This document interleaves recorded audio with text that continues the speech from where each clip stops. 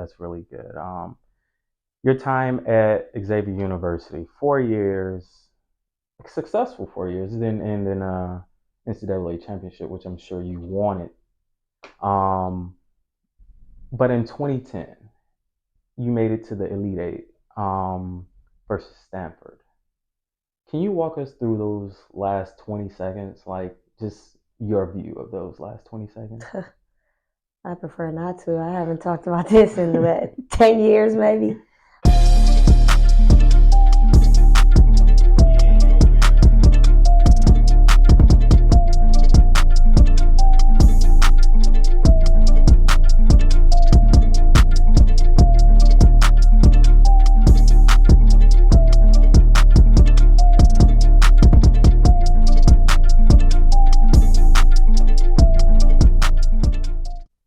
It's on you, bro.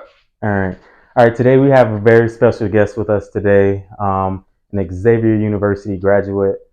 She was a part of the winningest class for women's basketball at Xavier University.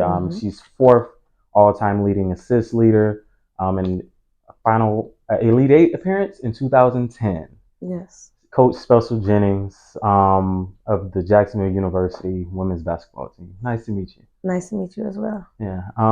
So it's been a long time away, and we've been trying to meet up with you for a while to get this interview. It's been so we're gonna just go ahead and get straight into the interview. Yeah. We have a few questions lined up for you. The first question is: you played for Coach McGuff. Yes. He's very highly regarded as a really good coach.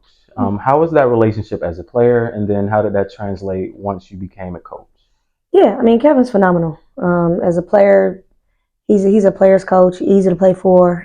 He's not a guy that's trying to change you or turn you into something that you're not. I think he does a great job, and he hires people that do a great job of bringing in personnel and catering to that personnel and doing things that fit his team. You know, how he coaches now at Ohio State is not how, he coached my team. Yeah. I played with Amber Harris, Shea Phillips, April Phillips, Tootie Reed, so we were kind of different. Yeah. But he's phenomenal, man. Kevin's great. And now, I just saw him in Chicago, actually. But he's a great guy. I can call him anytime. He'll help with whatever I need. His family is great. His wife is dope. Love Tish. His children are beautiful. So he's just all in all a great person. Yeah, it's always good to have a coach that you can actually relate to and still have a relationship after basketball. So that's really good. That's really good.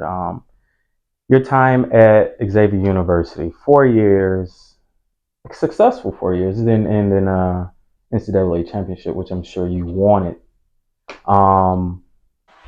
But in 2010, you made it to the Elite Eight versus Stanford.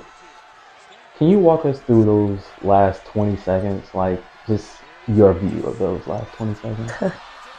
I prefer not to. I haven't talked about this in about 10 years, maybe.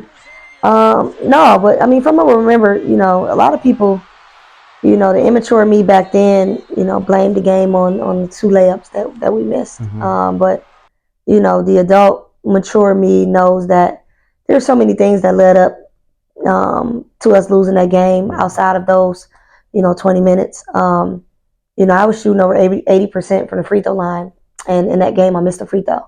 Yeah. Like things like that. So, we played hard.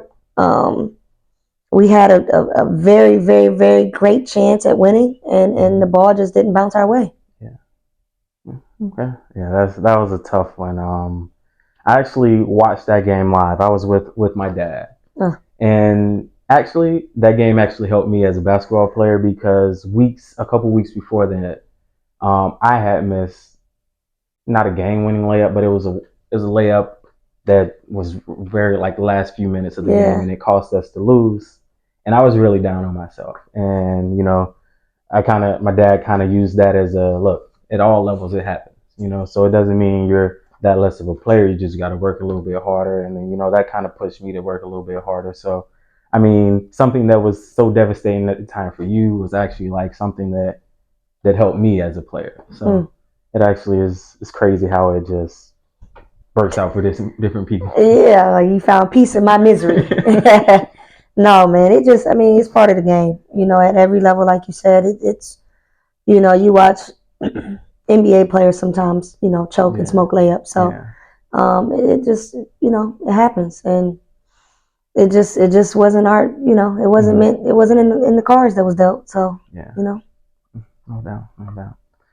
So your time after Xavier, you played a little bit of professional ball, and then you transferred into coaching. You've had a lot of assistant coaching jobs, opportunities, and then your most recent move was to high school as a head coach. Right. And now you're here at JU, head coach here. How was that transition from being assistant to being a head coach? I think that all those positions as an assistant prepared me, obviously to be a head coach. Started out at Wright State, went to Augusta University, Flagler College, University of Illinois at Chicago, and then, Montverde. So I think uniquely every place was great for me because every coach was different. Yeah. And be it I learned something from every single person. And I think sometimes some of the greatest experiences is having, multiple experiences. There are a lot of coaches that, do an extended tenure at, one place, and you're learning under one person. Yeah. I was fortunate enough to get different learning techniques or learning tools, and so every place was valuable to what I'm doing now. Yeah. Okay. Okay. So that's really good. So you are highly regarded as a coach. Women's basketball. Where would you like to see women's basketball be in the next 5 years? I think we're on the right. I think we're heading in the right direction. Obviously, there's so much more that we need and so much more that we deserve, but I think right now we pretty much have a lot of people's attention that we didn't have before. I'm super fan of the NBA supporting the WNBA. Would love to see the WNBA expand.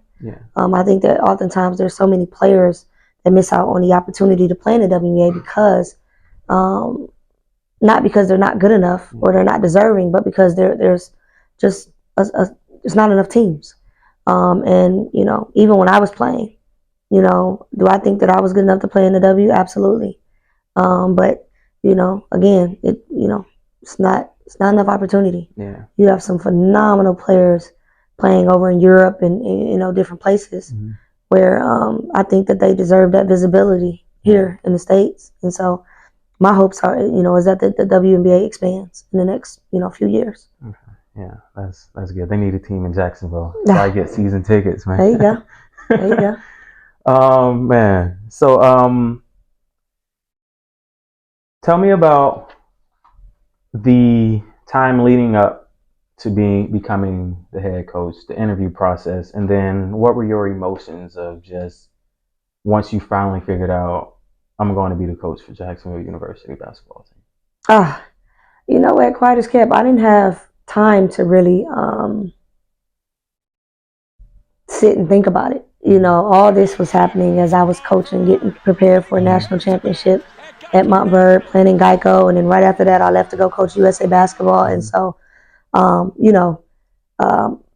talking to the AD here, speaking to Alex Rickard Gilbert, speaking, to President Tim Cost, and just being able to get that interview in and come. Obviously, once I, got to campus and was able to see it and, feel it and get that feel and walk around and really visualize myself being here, that's when it was like, okay. Yeah, I can see myself doing this.